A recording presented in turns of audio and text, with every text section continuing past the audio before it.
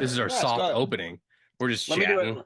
Let me just throw that in there just so we have a way to kind of measure this. Hey, welcome to Making Waves. This is episode 121, our final one before we get on the cruise for ShipRocked 2024. And our guest tonight is Coco from Winona Fighter.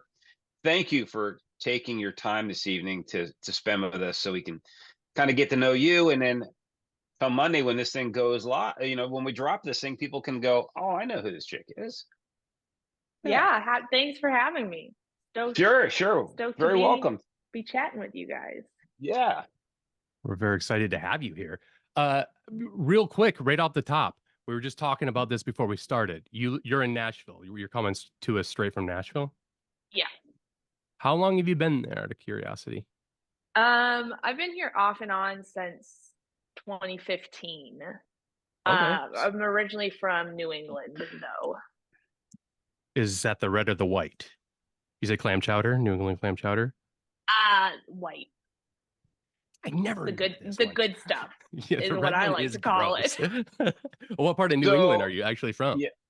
I'm like 45 minutes outside of Boston, so I just say Boston. Okay, this just makes me feel way. good. I'm a massive Red Sox fan, so I'm just super happy now. Yeah. I'm a big Thank you.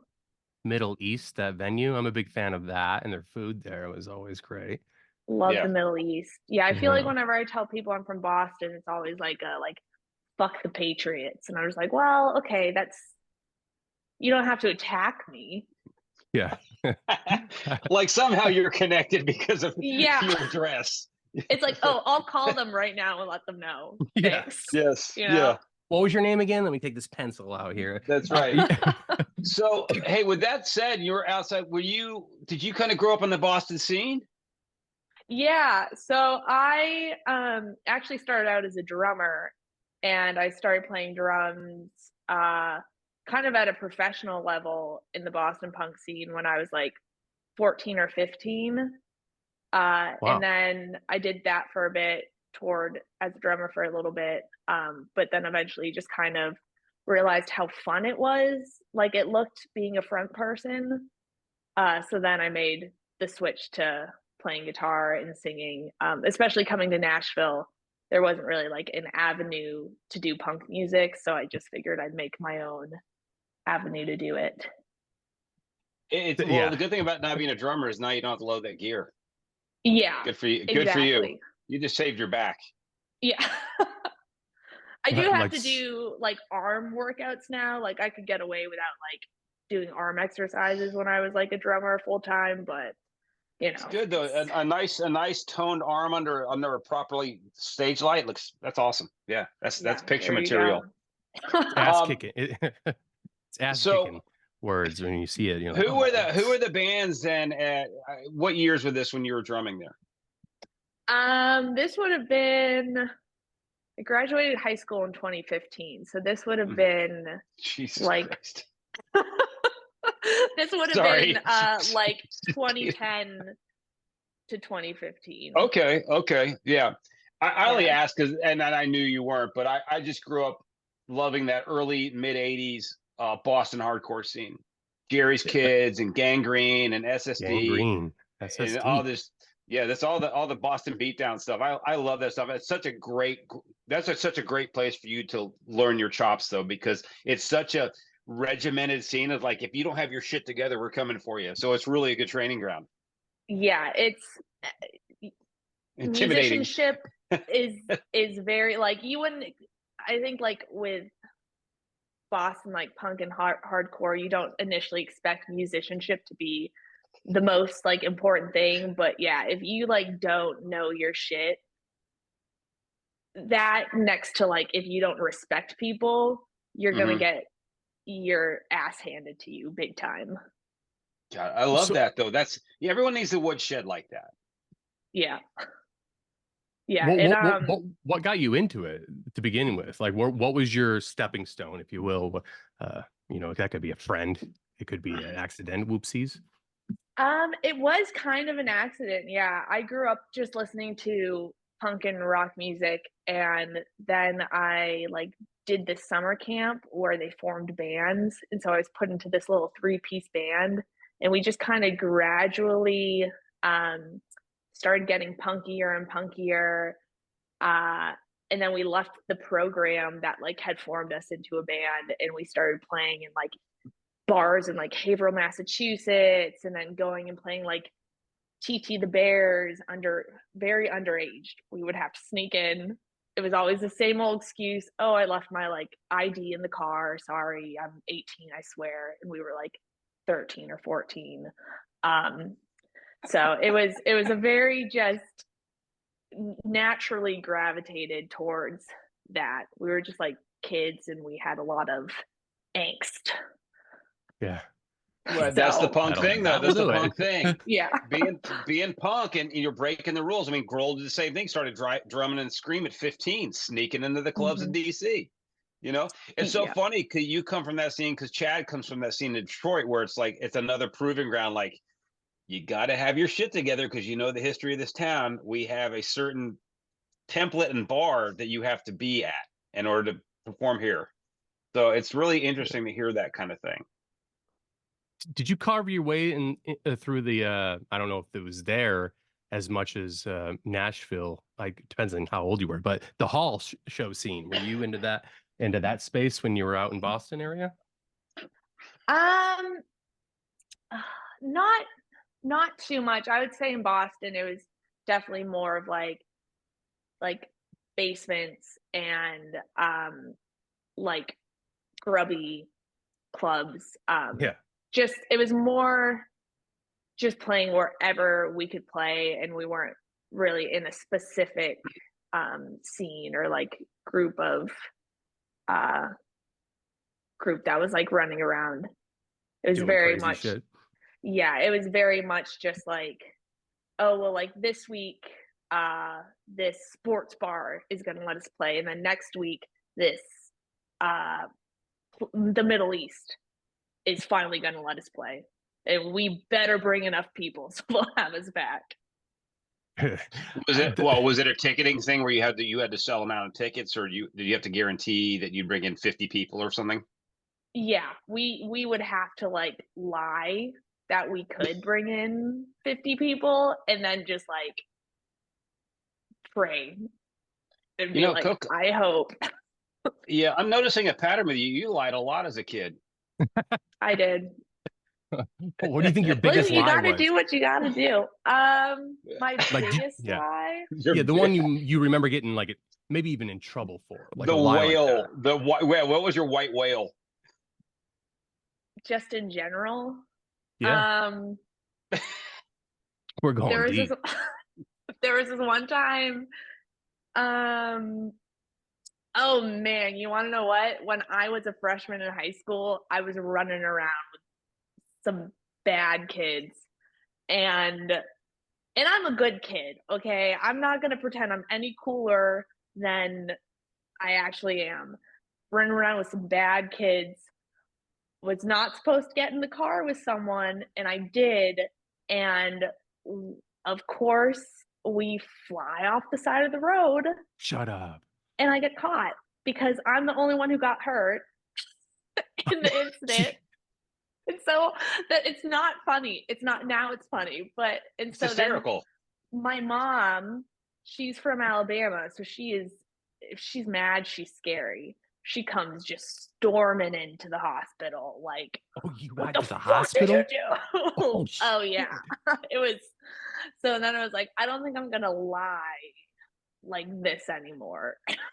Good call. She take a switch to you? Oh man, I thought she was public. Roll you over your hospital bed and just give it to you. Deep South. I felt really bad about it. How bad did you get hurt? Are you like, was it real bad? I just had like I got like a gash on my forehead. So do you have a scar? Not like I have a scar. You know, along the way, this story is going to turn into a stage accident that created the scar. You have to change the narrative at some point. Yeah. Yeah. I do have a chipped tooth from a stage accident. It's not perfect. I can kind of see it if you look real hard. Yeah. You got to keep building this up. You got to keep building these wounds up. So eventually you'll have Well. that'll be your PR agent's going to have a field day. 3 years from now, you're just mangled. So you were talking about when you were a freshman in high school, you were hanging out with bad people. Were you hanging out by like the ROTC shacks, smoking with some ne'er-do-wells? What were you doing? Ne'er do wells. Oh man, I hope no one from my high school listens to this. I went to. We hope they are. I went to a very, very, very small high school that it was like you had to get accepted into it. It was an art school, but it was more so for like the crazy art people, like us who have big emotion when it comes to things, and not so much like the ones who are artsy and super talented and super smart and super with their head on their shoulders. It was more so for like, we were just all a bunch of confused, artsy little misfits, and you put a bunch of those kids in a school together and it's not going to be good. We call those alternative schools. Yes. It was a very alternative. Well, the truth is, it's great to be all your Juilliard type of level, but it's also creativity is about being a little bit of a misfit, right? And some dirt under your nails. So that's a great thing about art, music, film, books, literature. It's all there's no tier you have to be in. It's not a class thing. It's a do you have it within you thing. Yeah, I was surrounded by some wildly like talented people, and I think like as a kid, if you're really into music or really into art and like that's what you want to do, sometimes you can feel isolated from everyone else. So it was cool to be in a community where everyone like thought the way that like I did about art and like what your passion and how like you kind of care more about that than like the actual math and science stuff. Okay.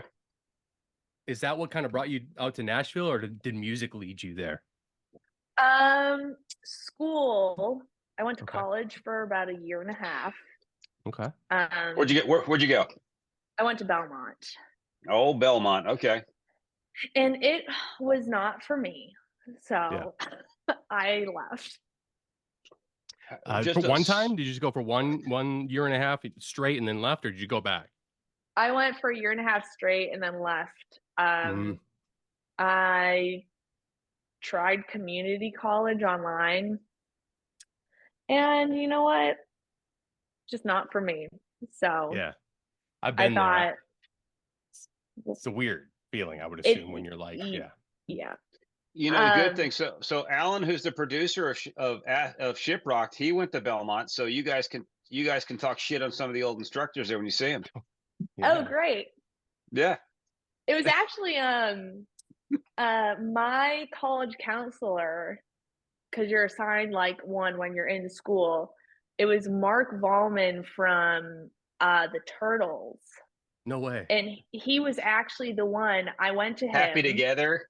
Yeah, I went to him and I was like, because we were like gonna work out my classes for my second semester of my sophomore year, and I was like, hey, like I don't really think I want to do this anymore. And he was like, okay, then don't. And then we just like talked about his dog the rest of our hour-long college counseling session. So I kind of have him to thank for not signing me up for classes the next semester. That's awesome. I was a little bummed that you didn't tell us you just, you guys decided to light up a fatty and he would tell you about all the Turtles stuff back from the 60s. Oh, man, I wish. But this is Belmont we're talking about, though. I don't know if that applies there. Is it not a drug haven? It's like the kid with super religious parents. That's where they go to college, and then they experience freedom for the first time. When I always think about music schools, I always think about people that go to school and do music and pursue those things. I always think about the movie Whiplash. Oh, I watched that a couple Yeah. nights ago, actually. Super cruel, but awesome. Yeah. So is that where you met your bandmates? Like, how did Winona Fighter like be? Sorry, I know this, but for everybody who doesn't know this, how did you That's guys fine. become a thing? So like I said, when I like moved to Nashville, I went to a lot of like hardcore shows, but never any like really punk shows.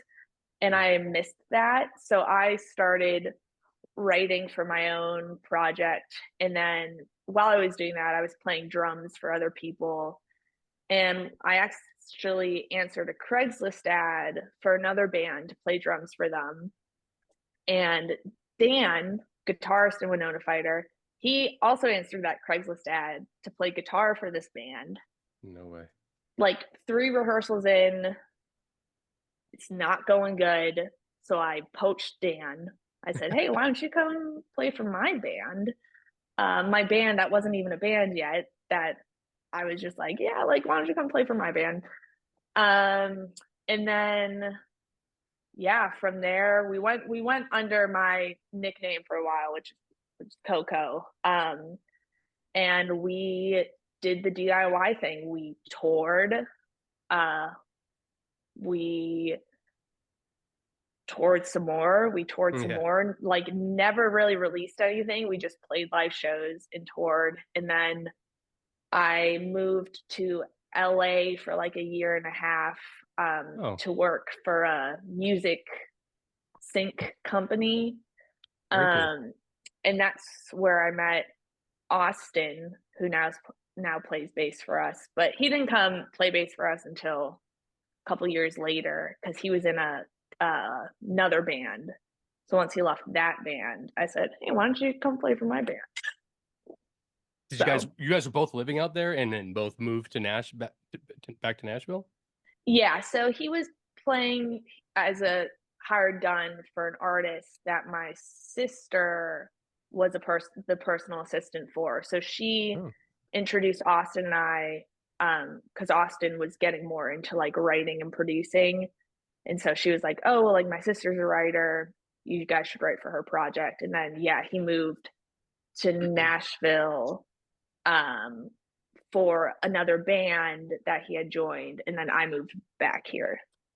oh, Could you wow, name the that band worked that out great. that Austin was? Can you name the band that Austin was playing with back in LA, or the He was artist? playing for 2 artists. He was playing for this girl, Rachel Platten.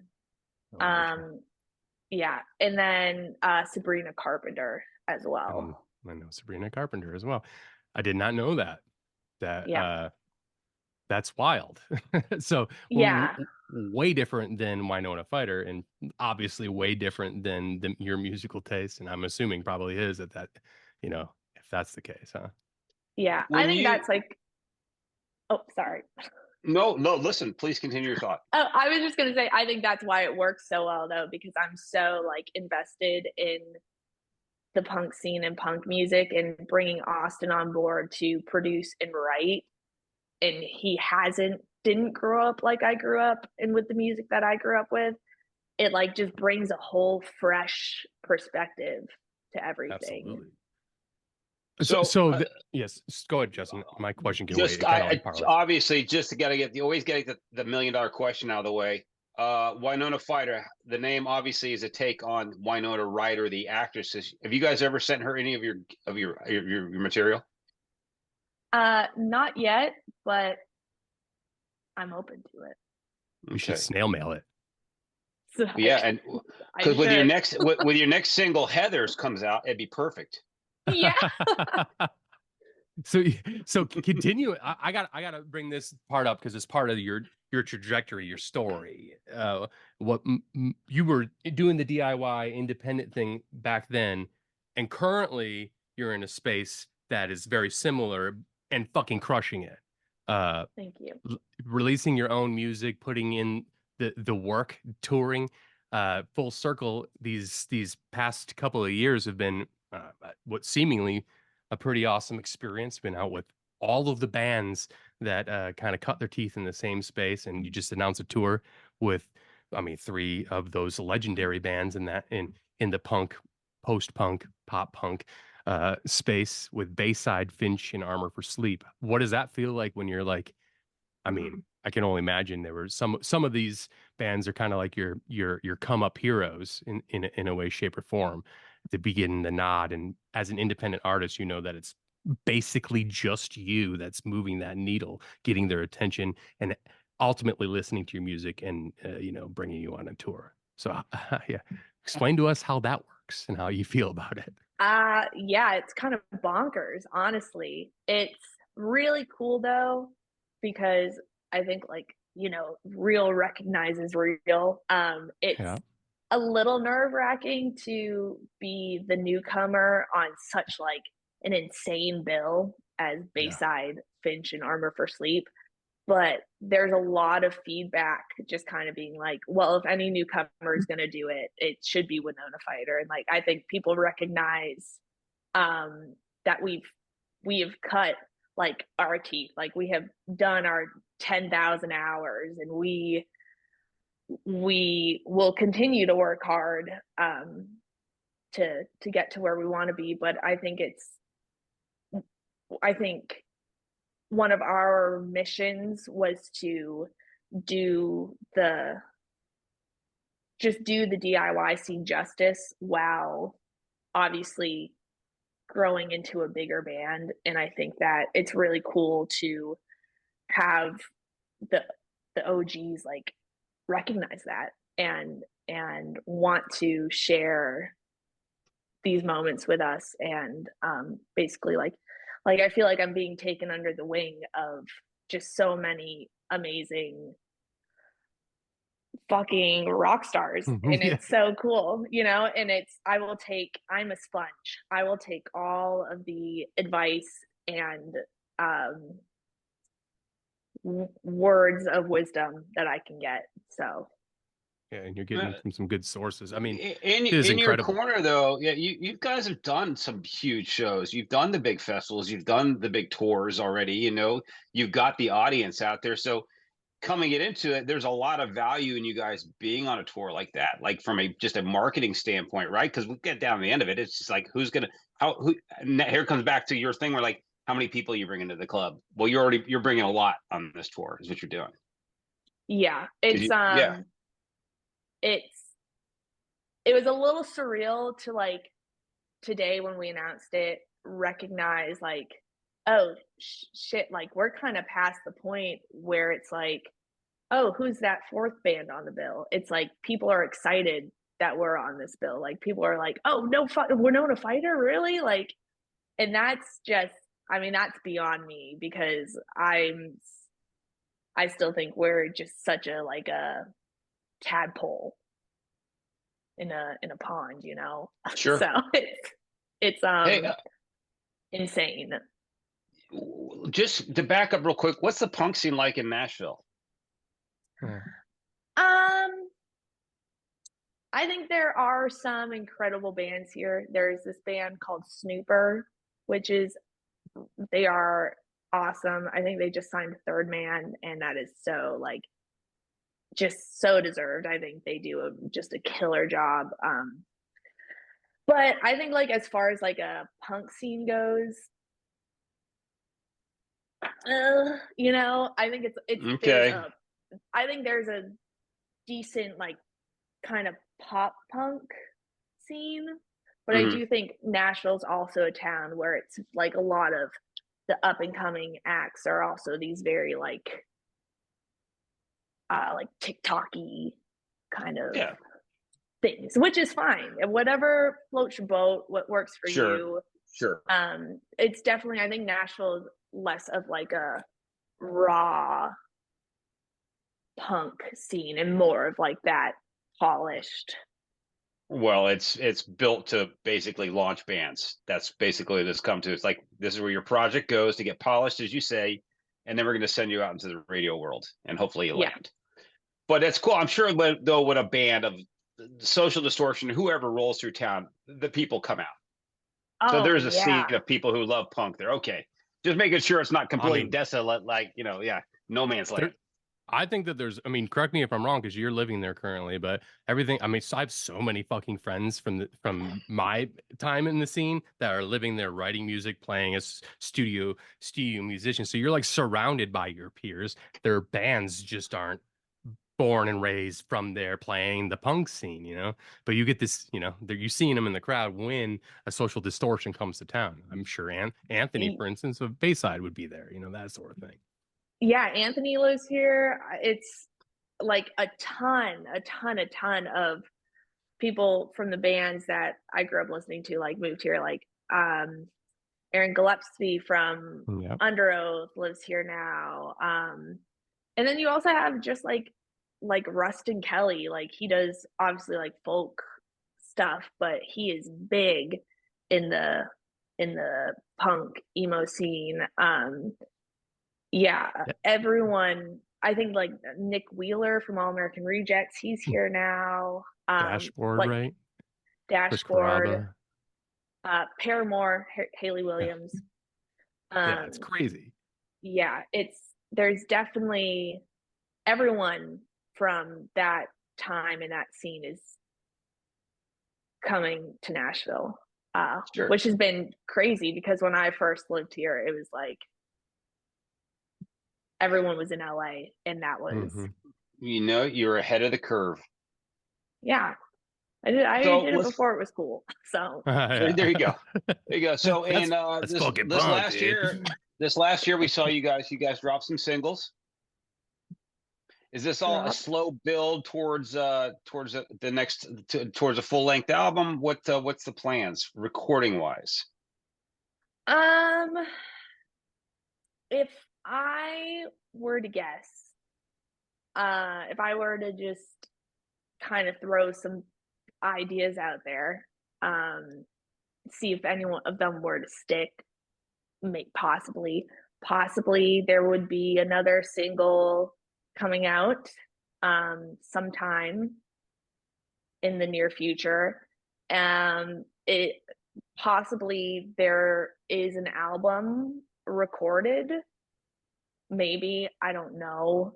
um it's not like we did it in my house or anything. Man, she's terrible at this game. So I just don't. I would love. Let me rephrase. I would love to release an album sometime Hmm. in the very near future.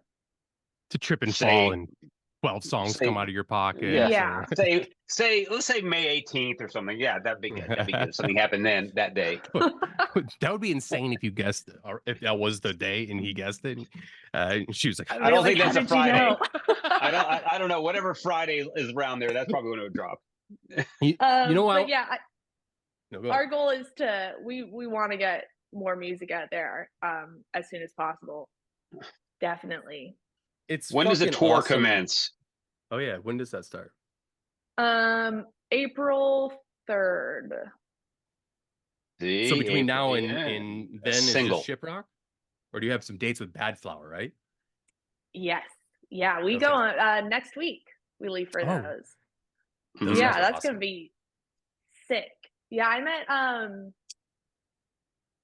randomly met Joey from Bad Flower like 2 years ago. Yeah. He came to a show of ours, and then ever since then, I was like, man, it would just be sick to do some shows with them.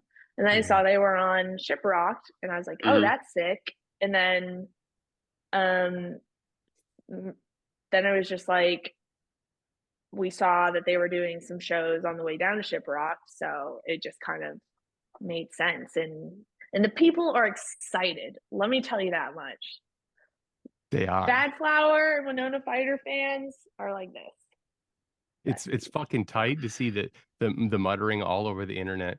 I mean, I don't know. Have you been out to their cabin? I think they still have the ranch out somewhere or outside of Nashville, but maybe that'll spark an invite. It's a pretty dope spot. You should definitely, if given the chance, check out their.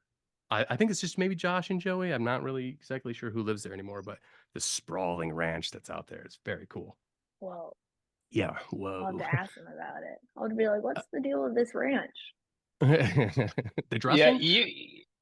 this year's the sailing, you guys mix in really well because we do have like a lot of like kind of either up and coming punk bands or punk bands that are finally kind of seeing the light of day. I mean, especially the ones that are coming over from the UK, like Kid Capicha and like Tiger Cub. So it's going to be really a nice array of bands and sounds. And yeah, that's gonna be super cool. But having Bad Flower kind of lead you in down there down to Miami is gonna be nice. Yeah, Mhm. that's gonna be couple of really sick shows, I think. Yeah. And it's just it's always such an honor to be able to open for bands that I personally think are just killer. So Yeah, yeah. You can check it off your list. Yeah. All right, Well, let's real ask quick, what real quick. what I got to talk about their ability to cross over, if you will. You guys did like Bonnaroo, you got Shaky Knees Festival. That's something that a lot of your peers just can't fucking do. They can't get the invite. They can't get booked on these like alternative crossover festivals where you're playing in front of what is it's essentially your exact demographic, but they have never booked bands that fit that space, especially up and coming bands like Winona Fighter. Do you find like when you guys did, for instance, Bonnaroo, was that like an experience that you're like, oh shit, we're meant to be here type sort of thing? yeah, so well, first I gotta give a shout out to our very, very amazing agent, Justin Edwards. Hmm. He What is up, Justin?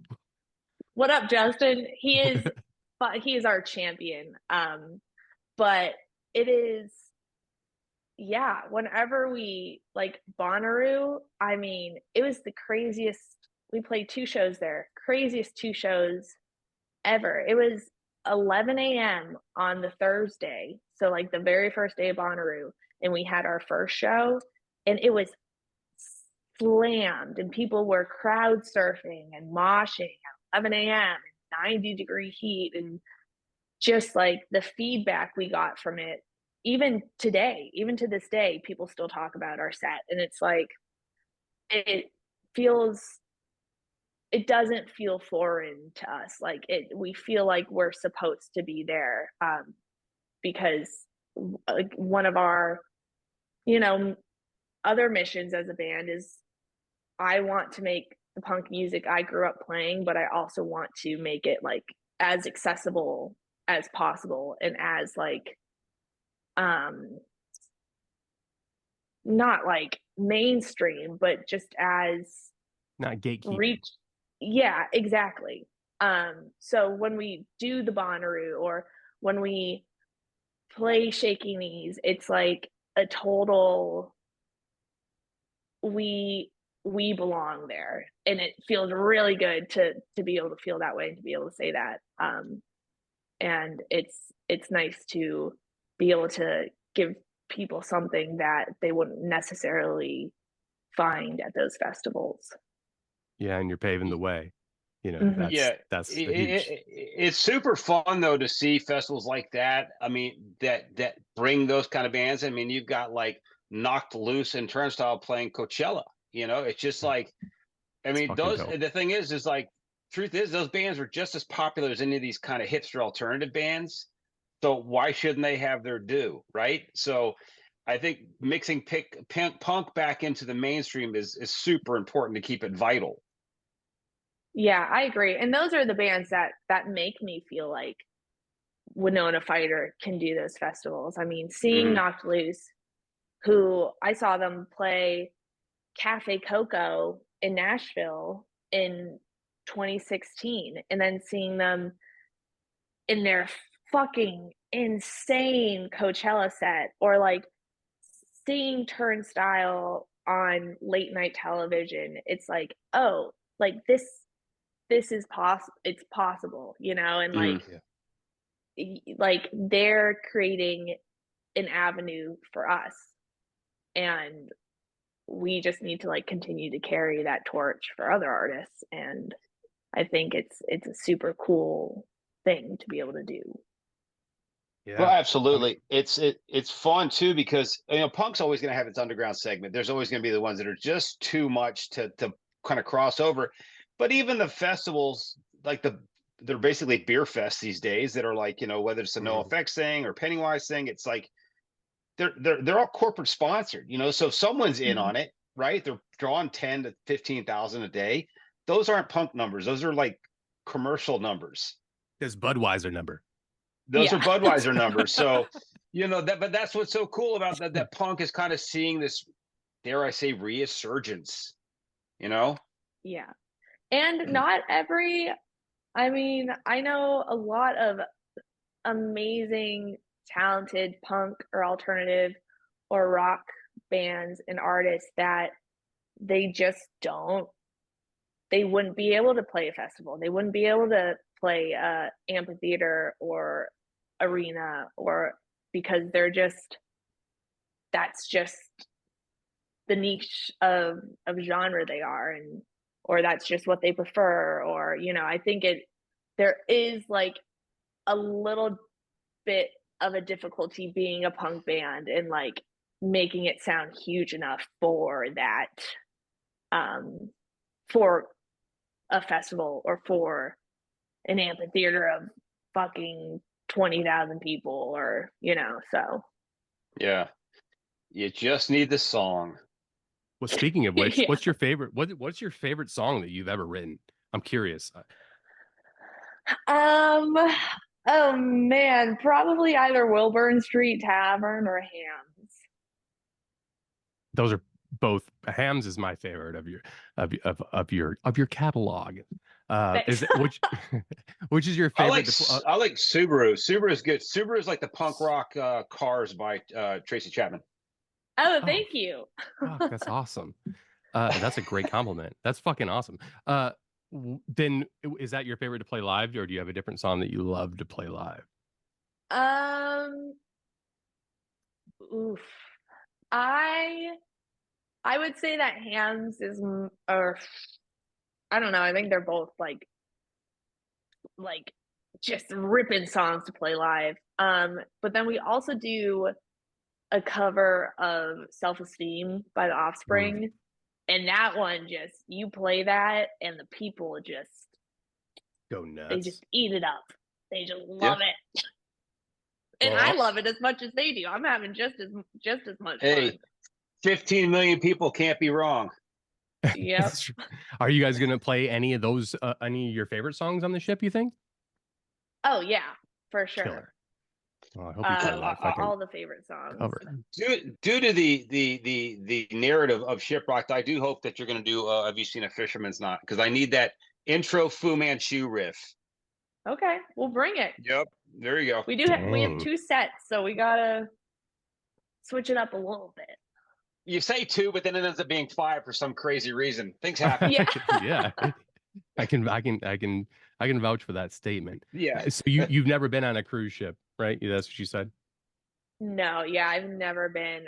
Austin, you worked on a cruise for like 6 months playing bass, but Oh, in like a and cruise then band. That's a yeah, tough gig. That's a Yeah. tough yeah, gig, the entertainment thing. It is. You gotta hide away when you're not playing. You're supposed to kind of hide away and don't exist. It's crazy.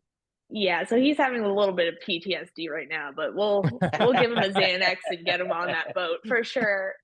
And Oh, then it'll be a Dan, vastly different experience for sure. Yeah, yeah, for and sure. then Dan, I think he did like a spring break on a cruise. So they're both experienced cruisers. I am not, but you know what? I'm excited.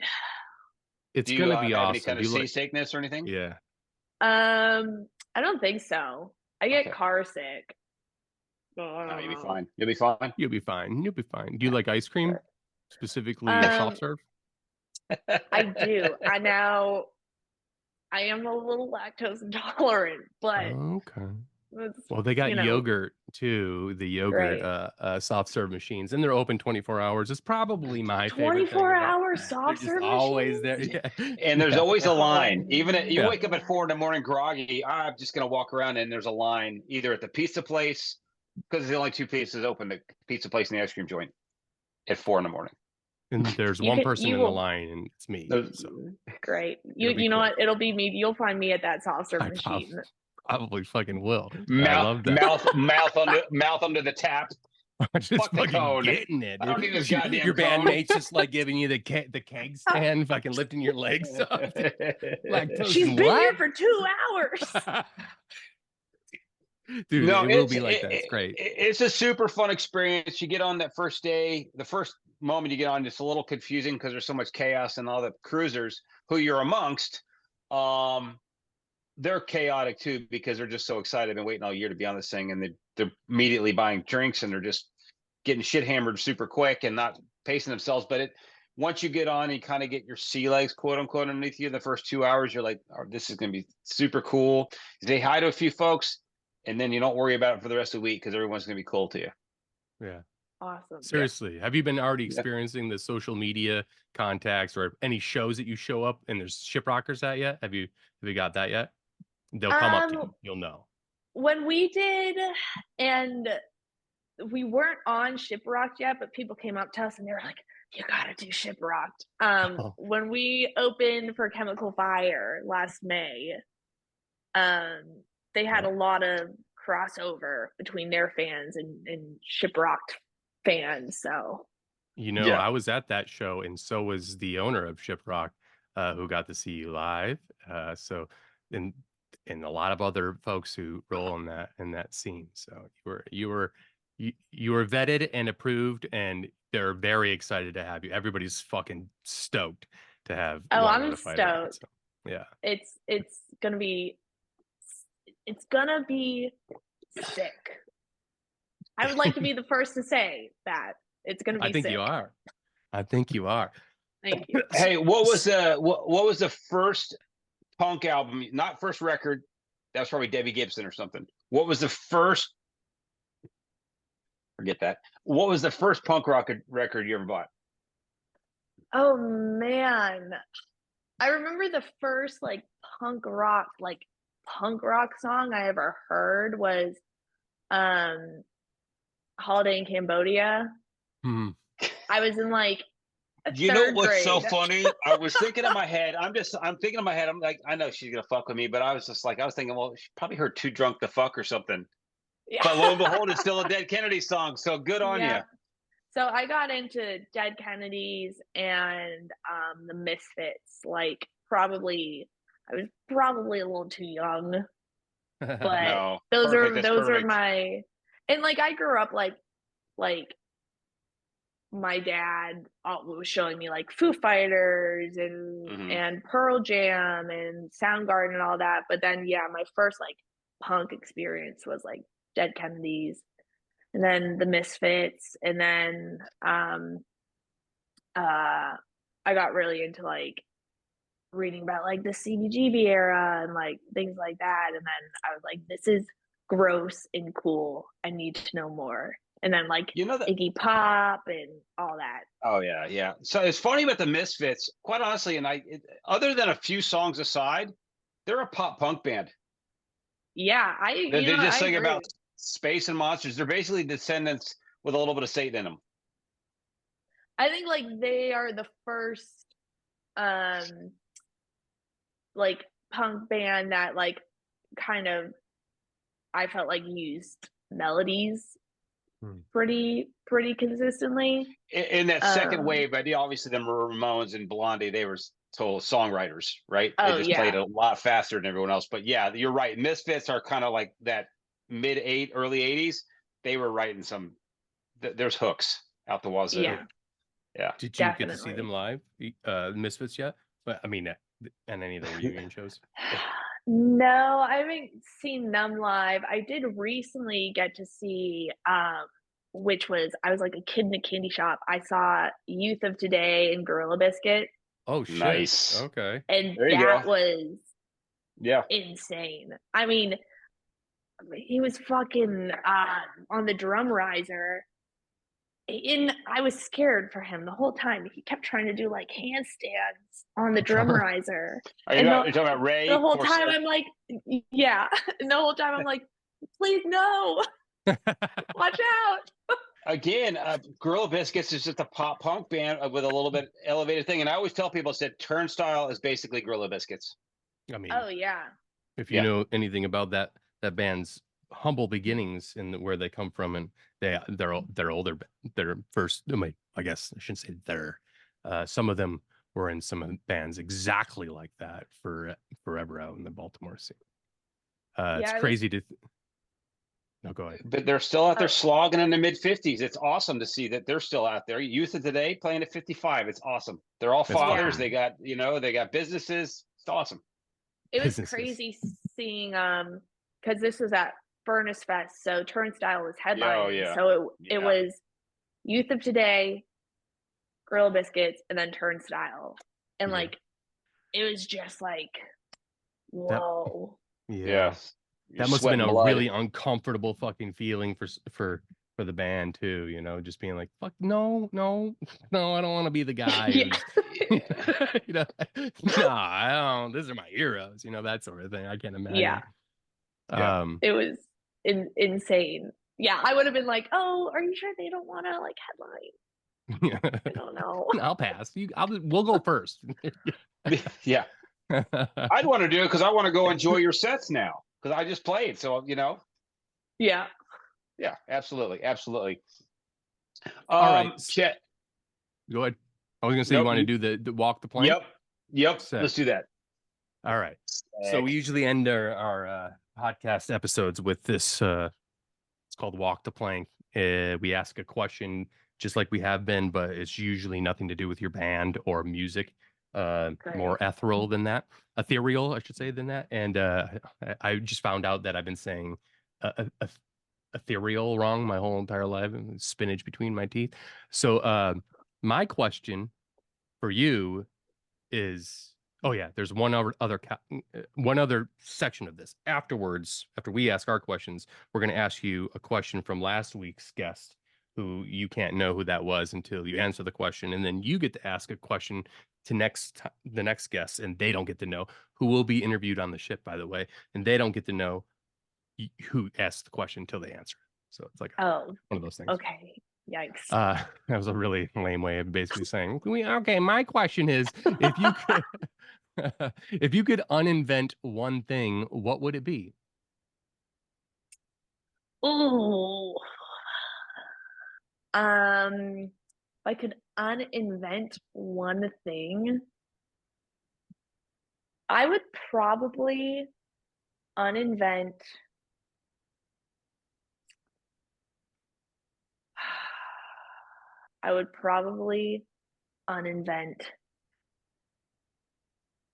specifically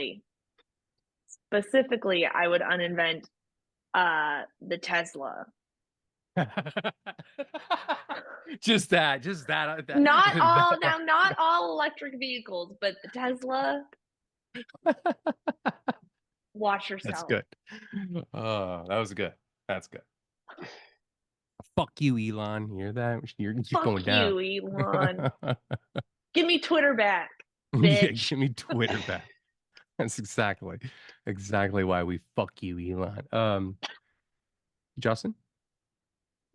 Coco, what is something that wound up being totally different than what you imagined it would be?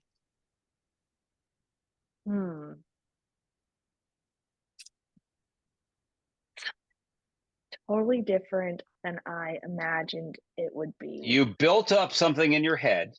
You go, you witnessed, you partook in, and it ended up being much different than you had imagined. I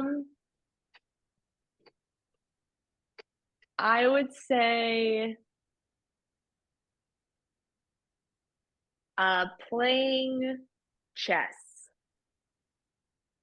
Why? I was always against it. I thought it was I was like, I'm never going to get this. It's too hard. And then recently I learned how to play chess, and now I play it every day. You do? Yep. Me and my husband, how did you learn? every morning, really? we play. It's the best road stuff awesome. there. It's one of the best activities for the road there is, playing chess. Yeah, I definitely like really just gave it a bad rap. I gave people who loved chess a bad rap as well. I was like, No, you can that's continue to do that. annoying. Continue to give them a bad rap. Just play it yourself. It's okay. Great. Why do you love it now? What? Yeah, is it just because of the? Is it because of the ceremony, if you will, of the morning ritual, or is it something else? I think just because it makes sense to me now. Before Mm, it didn't make sense to me, so I was like, I don't know about that. yeah, Did you the watch The games. Queen's Gambit? Yes, and even Okay, then, very good. I was like, Uh, I don't yeah. know. So All I right, don't know very if good. that's the exciting answer you were looking for, but that is. You know what? I wasn't expecting. I was expecting nothing. You know, and it's like I went to see this band, the Cowboy Junkies, one time years ago, I love them. and I thought this is gonna be a great show. It's gonna be nice. It sucked. Oh, They sucked. It was terrible live. You know what happened? Because I had a back to back. I had Portishead, who are Oh, beyond their god tier, yeah. and they put on the most moody, smoked out, crazy show. And then this Cowboy Junkies, and I same venue, next night. I was just like, holy fucking shit. oh, I went to Wet nothing's Sprocket and it's like worse that. than being Yeah, disappointed in a A concert. show and a show. Yeah. Yeah, yeah. Sex, drugs, whatever. A show. Oh, it's terrible. yeah, I'm Yeah. with you. So the last question we have, is what is your favorite quotation? Um, like my favorite quotation mark or my favorite like I know, quote. right? Your favorite quote. I'm verbatim reading it here. Your favorite quote of all time. My favorite quote of all time is Dr. Seuss, and it's "Be who you are and say what you feel, because those who mind don't matter, and those who matter don't That's awesome. That's fucking awesome. That's Dr. mind." Seuss Like, is the whip. That was asked Chad, by Chad, Brandon Bishop of Crowbot. What's that? yeah, what's yours? What's yours? Um, fuck, you put me on the spot. No. I'm not your real dad. Um, it's a good one. by band Winona Fighter. This just tried to do a little shameless merch plug for you. Are you I bringing will. these on the boat? No, we're out of hats. Good, The good, hats are good. gone. So you got one of the last ones.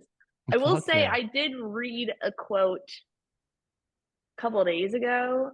I was doing like a bike ride with this bike ride app, and it a quote popped up on the screen, and it was like, um, those who win or the ones who finish the race aren't always the fastest or the strongest or the smartest. It's the ones who can endure the most stress. And I think that's a really good quote.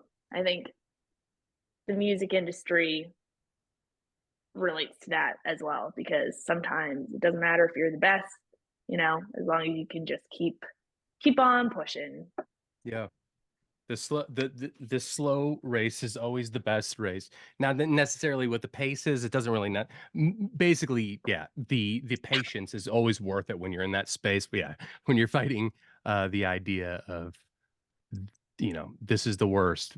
I got to get out of here, or I'm gonna give up. Around every one of those corners is, for me at least, it's always been the biggest win or the best feeling I ever had. Maybe that's because the dip of the low was so low that anything felt good. I don't know, but I only remember those moments. Let me quote the good Dr. Hunter Thompson on the music Okay. industry. The music business is a cruel and shallow money trench, a long plastic hallway where thieves and pimps run free and good men die like dogs. There's also a negative side. I like that. It's one of his most famous. So Mr. Hunter Thompson, God rest his soul, his Yeah, deranged soul. the best there ever was. All right, so what's your question for next week's guest who you can't know who they are? I want you to ask them what their rose, bud, and thorn of their career has been. So, like, the rose, the best thing, the thorn, the worst thing, and then the bud is something that they're looking forward to. A little Orson Welles. Yeah. There you go. Yeah. Okay. Sure. Bud. Okay, I got it. So, what has been your rosebud and what has been your rosebud and thorn of your career thus far, and after they ask that two part, and what's your bud? What are you looking forward to? Is that Oh how you no, want me to answer? the bud. The bud is like a bud. Yeah. It's What's your rose? Yeah, your got it. rose, Got your it. bud, Your and your rose, your thorn. bud, not So you're rosebud. good. Basically, you're good, you're bad, and what's to come. Yeah. Okay, gotcha. There you go. All right, very good.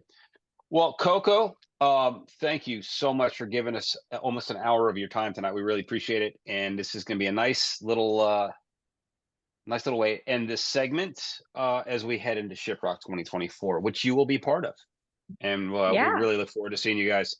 And we wish you nothing but success on your little run with Badflower next week. It should be a lot of fun. There'll definitely be a lot of ShipRockers to kind of road trip with you on that one. I can imagine. If you Cool. didn't notice Yeah. him before, you'll notice him. You'll notice them, Yeah. them starting at that show and moving forward. They will be there. They're the So Yeah, don't best. thank you forget. guys for having me. Yeah, remember May 18th, Imaginary album coming out. It's gonna be awesome. We'll be in line. Yeah. You said it. You said it. I'm not going to get in trouble for this one. All right, listen, take care. Have a great weekend. Okay, you guys Bye. too. Thank you. Thanks Bye. Bye.